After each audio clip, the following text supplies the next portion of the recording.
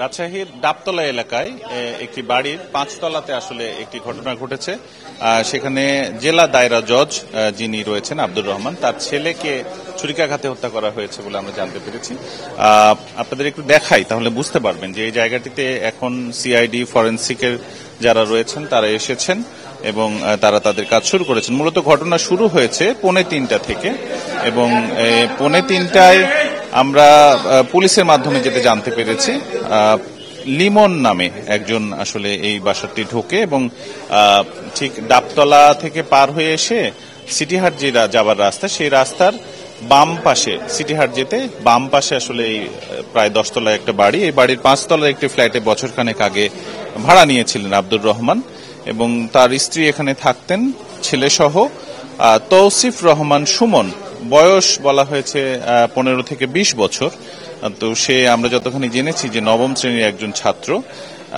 দুপুর 2:45টার সময় একজন ঘাতক, লিমন যার নাম, তিনি এই বাসাতে ঢোকে এবং এখানে বিচারকের ভাই পরিচয় দিয়ে খাতায় এন্ট্রি নিয়ে লিফটের মধ্য দিয়েই তিনি কিন্তু চলে যান এখান থেকে 5 তলাতে এবং সেখানে গিয়ে প্রায় দীর্ঘক্ষণ, আধা ঘন্টারও বেশি সময় আসলে সেই বাড়িতে থাকে এবং বাড়ির মধ্যে তখন 3 জন, যতটা জানা গেছে যে সে বাড়ির গৃহকর্মী জানিয়েছে নিচে এসে যে ভেতরে চাকু নিয়ে আসলে মারামারি চলছে, ফলে সেইখানে যে 3 জন ছিল 3 জনই আসলে আহত হয় এবং তৌসিফ গুরুতর আহত হয় এবং যিনি ঘাতক লিমন, তিনিও আসলে আহত হয়েছেন বেশ খানিকটা এবং যিনি বিচারকের স্ত্রী, আমরা মহানগর দায়রা জজ বিচারকের স্ত্রীর নাম জেনেছি এবং তিনি কিছুটা আহত হয়েছেন, ফলে সবাই আসলে রক্তারক্তি অবস্থায় সেইখানটাতে এবং তার আধা ঘন্টা বাদে তাদেরকে আসলে নিচে নিয়ে আসা হয় এবং নিচে এই গ্যারেজে এইখানটিতে রাখা হয়েছিল এক পাশে এবং সেখান থেকে প্রায় আধা ঘন্টা পর তাদেরকে নিয়ে হাসপাতালে গেলে এই বিচারকের সন্তান তৌসিফ রহমানকে মৃত ঘোষণা করেন চিকিৎসকরা। এখন পর্যন্ত পুলিশ যতটা বলছেন যে তার স্ত্রী তাসনিম নাহার, যিনি এখন পর্যন্ত হাসপাতালে 4 নম্বর ওয়ার্ডে ভর্তি রয়েছেন, এই যুবকও ওখানে ভর্তি রয়েছেন এবং দুজনেই অচেতন এবং যুবককে আটক করা হয়েছে। মূলত কি নিয়ে আসলে এই ঘটনা ঘটেছে সেটি আসলে নিশ্চিত না এখনো, তবে পুলিশের একটি সূত্র বলছে আমাদেরকে যে বিচারকের স্ত্রী যিনি রয়েছেন তাসনিম নাহার, তিনি আসলে কোয়ান্টাম ফাউন্ডেশনের যে ডোনেশন বা এখানে যে দান খয়রাতের যে বিষয়টি, সেটির সাথে যুক্ত ছিলেন এবং এই লোক যিনি, যার নাম লিমন, তিনি গাইবান্ধা বাড়ি, তার একটি ড্রাইভিং লাইসেন্স আমাদের হাতে এসেছে। তিনি প্রায় এই বিচারকের স্ত্রী তাসনিম নাহারের কাছে বেশ কিছু টাকা চাইতেন দারিদ্রতার কথা বলে, এক পর্যায়ে অতিষ্ঠ করে ফেলেছিলেন এবং বাসা পর্যন্ত আসতেন প্রায় এবং এখানে যারা আহতদের ধরে ধরে গাড়িতে তুলছিলেন তখন বিচারকের স্ত্রী নিশ্চিত করেছেন যে এই লিমনকে তিনি আগে থেকে চিনতেন, ফলে জানাশোনা একটা ছিল কিন্তু তাদের মধ্যে। এখন পর্যন্ত এই ঘটনাতে সংঘবদ্ধ কোনো চক্র নেই বা এই ঘটনাতে একের অধিক আসলে কোনো লোক নেই, একজনই এখানে অংশ নিয়েছিল এবং একজনই এখান থেকে এই ঘটনা ঘটিয়ে আসলে বেরোতে পারেননি, তালা মারা ছিল, ফলে আসলে যেতে পারেনি। আমরা একটু কথা বলতে চাই আপনার সাথে যে ঘটনাতে আসলে কতজন অংশ নিয়েছিল এবং তিনি যেতে পারেননি বা আটক হলেন কিভাবে?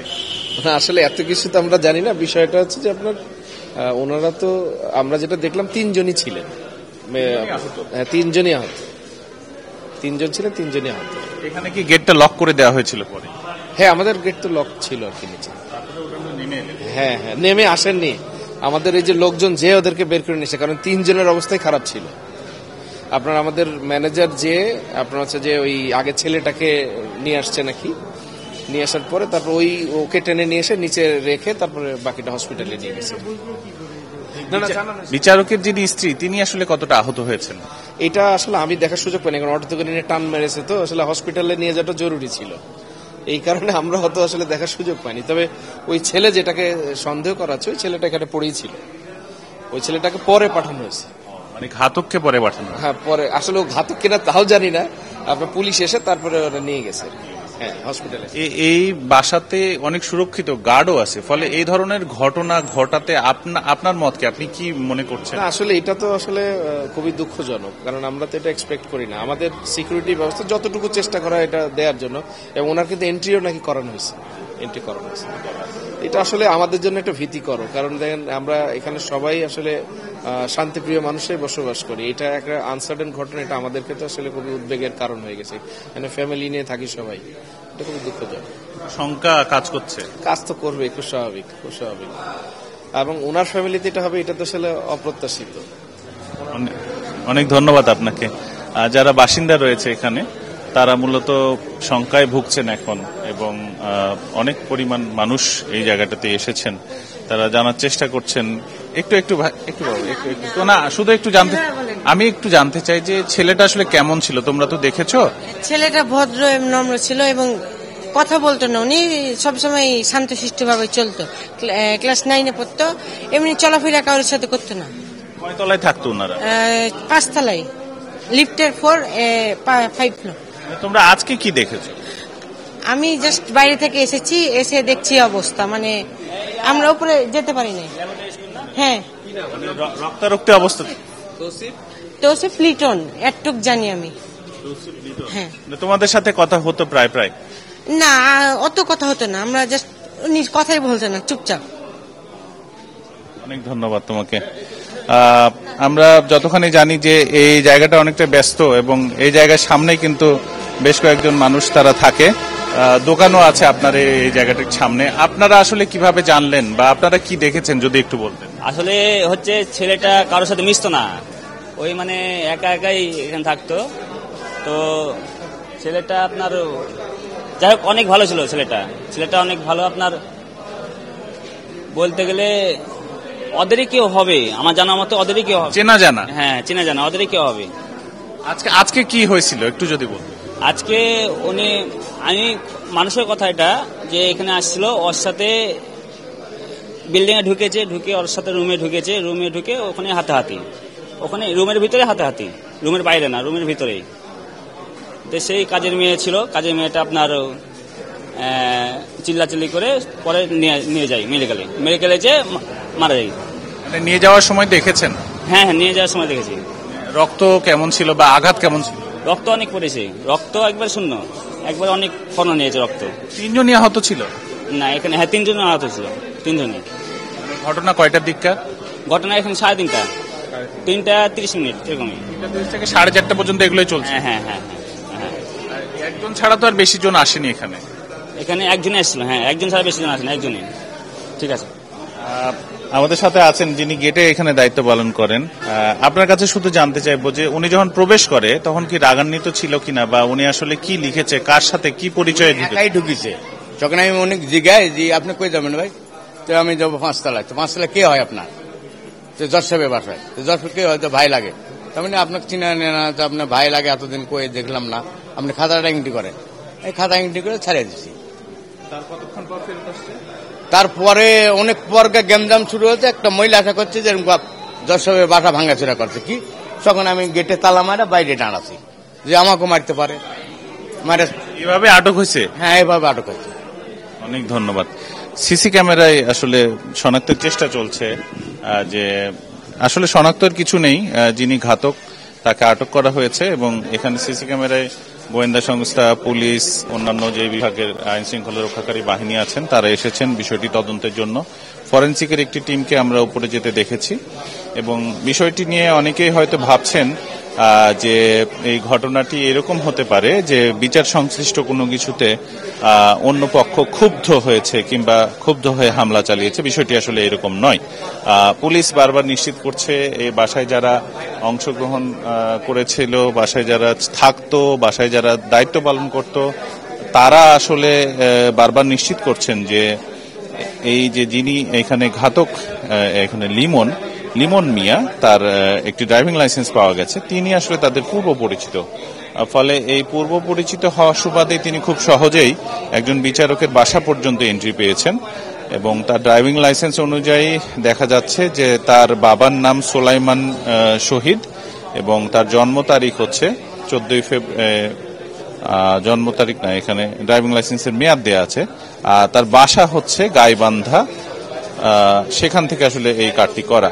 একটি বিষয় জানা গেছে আশ্চর্যজনক, সেটি হচ্ছে যে বিচারকের যিনি স্ত্রী তিনি এই মাসের 6 তারিখে সিলেটের সুরমা থানায়, জালালাবাদ থানায় সিলেটের, সেখানে একটি সাধারণ ডায়েরি করেছেন। সেখানে তিনি বলেছেন যে তার নাম তাসনিম নাহার। তিনি যেটি বলেছেন যে বিবাদী লিমন মিয়া, এই লিমন মিয়ার নামেই তিনি অভিযোগ এনেছেন কোয়ান্টাম ফাউন্ডেশনের সদস্য হওয়ায় তার সাথে পরিচয় হয় এবং তিনি মোবাইল নাম্বার নেয় এবং আর্থিকভাবে দুর্বল হওয়ায় বা আর্থিকভাবে তার অসচ্ছলতার কথা বলে প্রায় টাকা পয়সা চাইতো, বিকাশে টাকা পয়সা নিত। একসময় আসলে ফোন করে টাকা না দিলে হুমকি ধামকিও প্রদান করেছিল। ফলে এই মাসের 3 তারিখে তিনি সর্বশেষ সকাল 10:30টায় ফেসবুক মেসেঞ্জারে ফোন করে পরিবারের লোকজনদের প্রাণে হত্যা করে একটা হুমকি দেয়। সহ এই বড় একটা নিরাপত্তাহীনতায় ভুগছিল আসলে তখন পরিবারটি। এই বিবেচনা করে যিনি বিচারকের স্ত্রী তাসনিম নাহার লুসি, তিনি আসলে 6 নভেম্বর একটি ডায়েরি করেন জালালাবাদ থানাতে এবং এই ডায়েরির সুবাদে আসলে আগেই উনি সন্দেহ করেছিলেন যে এই ধরনের কোনো ঘটনা ঘটতে পারে। ফলে বলা যায় যে আসলে এটি পূর্ব পরিকল্পিত হতে পারে। এখন পুরোটাই তদন্তের বিষয়। আর যেহেতু বিচারক রাজশাহী জেলা মহানগর দায়রা জজ আদালতের একজন বিচারক, ফলে খুবই স্পর্শকাতর এখন পর্যন্ত। এবং যখন বাসার মধ্যে গিয়ে আসলে এই ঘটনা ঘটে তখন খুব বেশি লোকজন ছিলেন না দুপুর বেলাতে, শুধুমাত্র ছেলে এবং ছেলের মা ছিলেন এবং বিচারক তিনি তার নিয়মিত কাজে আদালতেই ছিলেন। ফলে বলা যায় যে এখন এই ঘটনাতে পুলিশের তদন্ত শুরু হয়েছে এবং একটি মামলাও হয়তো আজকে রাতের মধ্যে দায়ের হবে। তারপরে আসামিকে জিজ্ঞাসাবাদের জন্য তার আদালতে প্রেরণ করবে সুস্থ হওয়ার পর। তো এখন পর্যন্ত যিনি একজন এই মিশনে অংশ নিয়েছিলেন এবং যিনি আহত করেছেন কিংবা হত্যা করেছেন তাকে আটক দেখানো হয়েছে এবং জাজের স্ত্রী যিনি রয়েছেন, বিচারকের স্ত্রী, তিনিও রাজশাহী মেডিকেলে আহত অবস্থায় রয়েছেন। ছেলের মরদেহ সেখানে মর্চুয়ারিতে রাখা হয়েছে, ময়নাতদন্তের পর পরিবারের কাছে ফেরত দেওয়া হবে। তো এ ছিল আমার কাছে রাজশাহীতে বিচারকের ছেলে হত্যাকাণ্ডের যে ঘটনা এবং কিভাবে ঘটেছিল সেটি জানাচ্ছিলাম। এতক্ষণ আমি আবরার শাহিদ।